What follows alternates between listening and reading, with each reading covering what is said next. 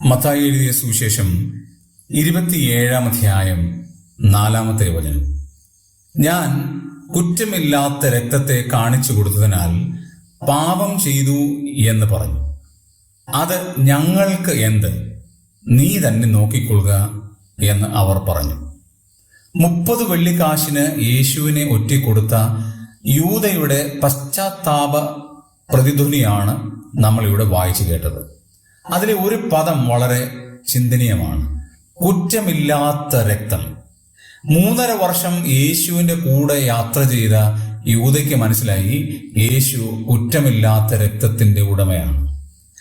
പീലാത്തോസ് യേശുവിനെ നോക്കിയിട്ട് പറഞ്ഞത്, യേശു അരുതാത്തതൊന്നും ചെയ്തിട്ടില്ല, മരണയോഗ്യമായതൊന്നും ചെയ്തിട്ടില്ല.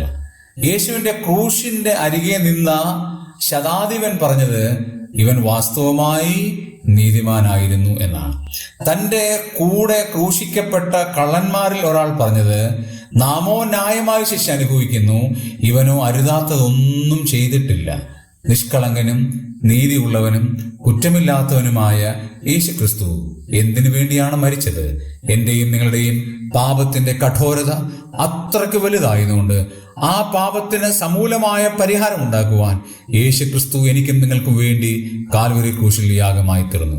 അത് എന്റെ പേർക്ക് വേണ്ടിയാണ് എന്ന് ഞാൻ ഹൃദയം കൊണ്ട് അംഗീകരിക്കുമ്പോൾ, ഞാൻ അധരങ്ങൾ കൊണ്ട് ഏറ്റു പറയുമ്പോൾ, ആ രക്ഷ എന്റെ സ്വന്തമായി തീരും. എന്നെ കേൾക്കുന്ന പ്രിയപ്പെട്ട സഹോദരി സഹോദരന്മാരെ, യേശുവിനെ രക്ഷിതാവും കർത്താവുമായി സ്വീകരിക്കുവാൻ ദൈവത്തിന്റെ ആത്മാവ് നിങ്ങളെ സഹായിക്കുമാറാകട്ടെ.